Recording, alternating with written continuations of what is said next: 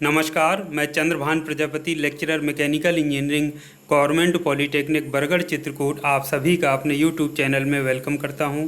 Dear students, आज जो बहुत ही महत्वपूर्ण अपडेट आप लोगों के लिए है वो ये है कि जो बीटी यूपी का जो E1 सेमेस्टर का या वार्षिक परीक्षा के जो एग्ज़ाम होने थे 2021 के, उसका संशोधित समय सारणी या स्कीम या टाइम टेबल कहिए, वो जारी कर दिया गया है बीटी यूपी की आधिकारिक वेबसाइट पर।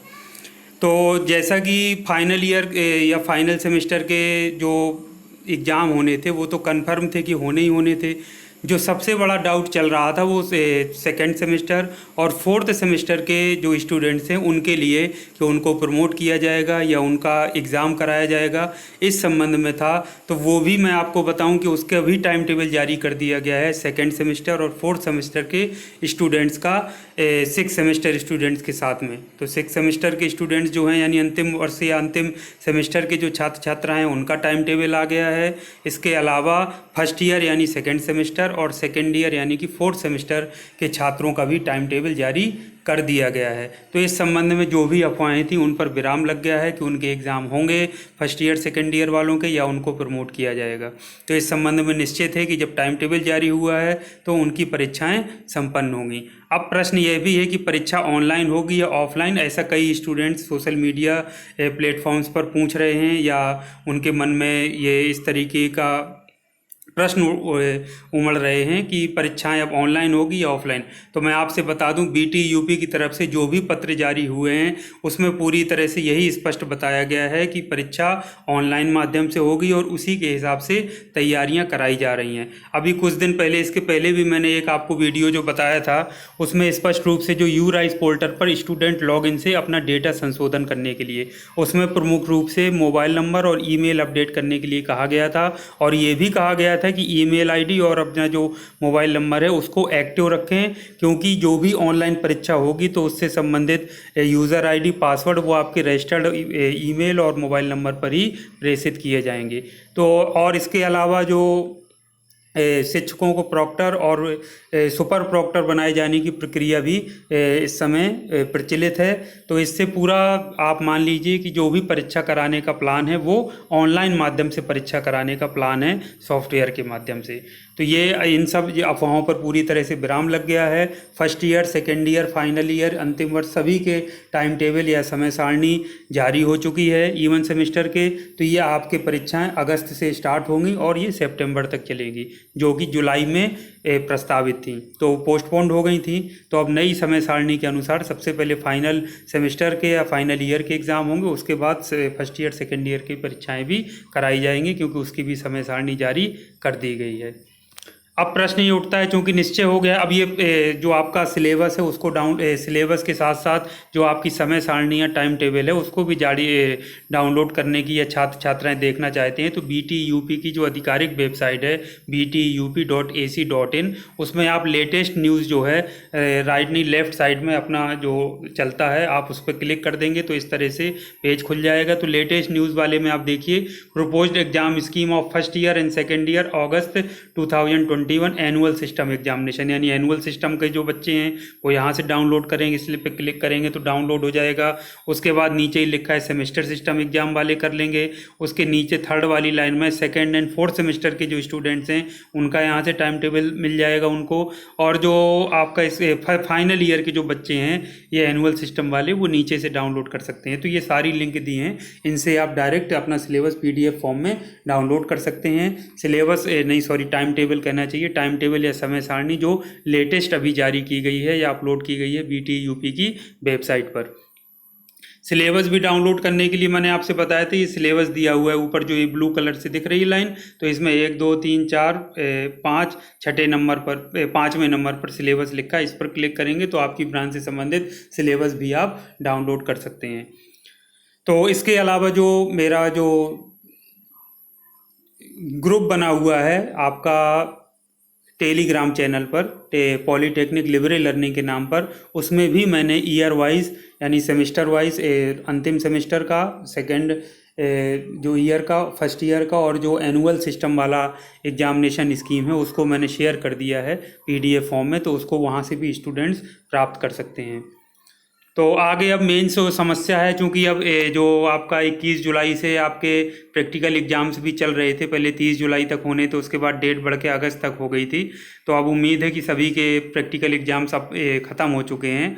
तो उस समय जो स्टडी थी, जो कि बहुत तेज़ गति से चल रही थी, स्पेशली जो बहुविकल्पीय प्रश्नों को हल करने का ऑनलाइन क्विज़ आयोजित कराई जा रही थी, बच्चे बहुत तेज़ी से पढ़ रहे थे। तो वो बच्चे प्रैक्टिकल में और सेशनल में वहाँ उधर बिज़ी रहे, सब टीचर्स वगैरह भी और सारे स्टूडेंट्स भी अपना प्रैक्टिकल देने में बिज़ी रहे। और चूंकि उस समय एग्ज़ाम पोस्टपोन कर दिए गए थे, तो समय सारणी भी निर्गत नहीं की गई थी। तो थोड़ा जो स्टडी का जो पीक पॉइंट चल रहा था, वो थोड़ा सा डाउन हो गया था। अब ये चूंकि और तरह तरह की अफवाहें यही सोशल मीडिया प्लेटफॉर्म्स पर चल रही थी कि क्या होगा, कब परीक्षाएं होंगी, और इसके अलावा promote first year second year वालों को प्रमोट किया जाएगा, क्या होगा, तो यही सब चीज़ें चल रही थी।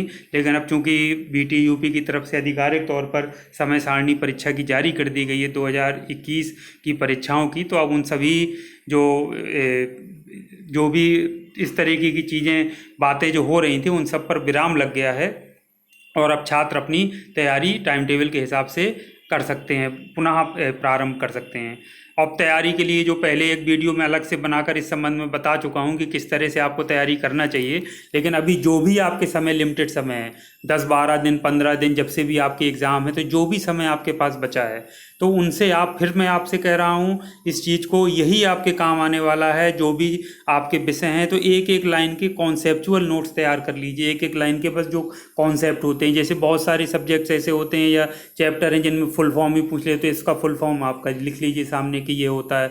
दूसरा, इसका कॉन्सेप्ट ये है, प्रकार इतने टाइप्स ये हैं, मेन उसका ये है, एक लाइन में लिख दिया ये है। तो इस तरीके, क्योंकि बहुविकल्पीय प्रश्नों में यही एक बार आप रिवीजन करके जाएंगे, तो इन्हीं में से कॉन्सेप्चुअल प्रश्न आपसे पूछे जाएंगे। तो नोट्स तैयार करने में छोटी छोटी चीज़ें हैं। नीले पेन से आप लिखते हैं, तो काले, लाल और हरे पेन और हाईलाइटर का भी यदि प्रयोग करेंगे, तो जो चीज़ें हाईलाइट जब हो जाती हैं, तो हमको जब रिवीजन करते हैं हम, या एग्ज़ाम के थोड़ी देर पहले या एग्ज़ाम के एक दिन पहले नाइट में हम रिवीजन करते हैं, तो उससे हमको आसानी होती है उस चीज़ को देखने में। तो हाईलाइट की हुई चीज़ या कलर से लिखी हुई चीज़ हमारे माइंड में जल्दी से, वो माइंड हमारा उसको ग्रहण कर लेता है, एक्सेप्ट कर लेता है। तो वो ये उस समय जब रिवीजन का टाइम होता है, तब ये चीज़ें बहुत काम आती हैं। वैसे तो ये चीज़ें समझने में छोटी छोटी लगती हैं। तो हाईलाइट ज़रूर करिए। जो डिफरेंट कलर्स होते हैं, अलग अलग स्याही के जो पेन होते हैं, उनका प्रयोग करिए, हाईलाइटर का प्रयोग करिए।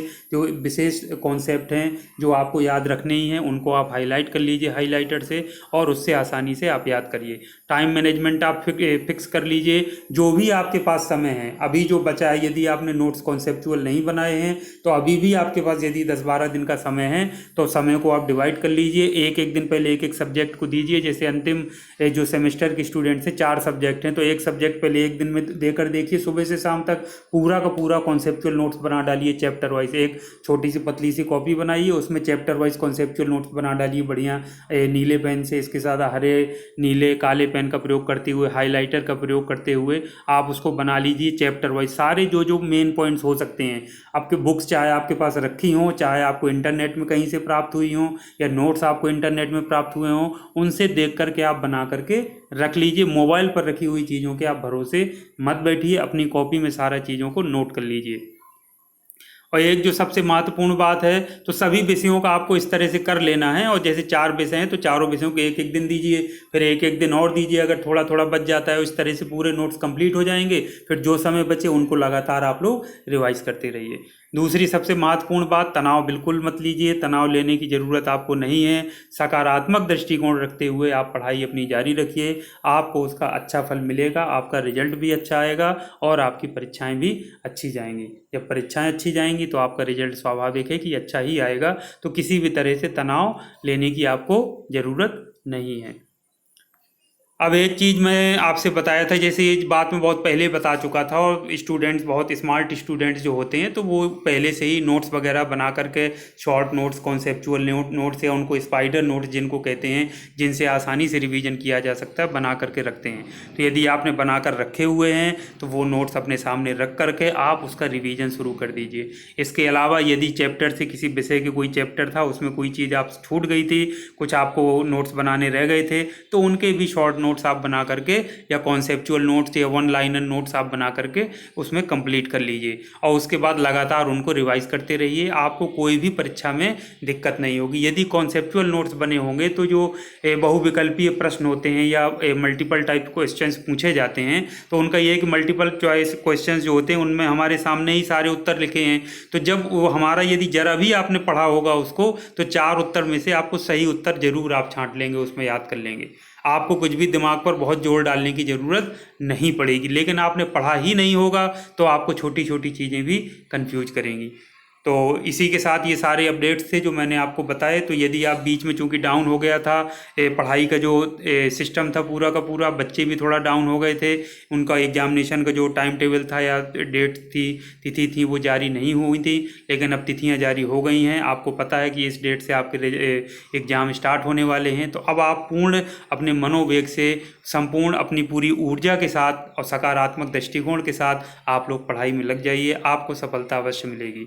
तो इन्हीं सब शुभकामनाओं के साथ मैं आज अपनी बात को यहीं विराम देता हूं। Thank you very much. आपका दिन शुभ हो।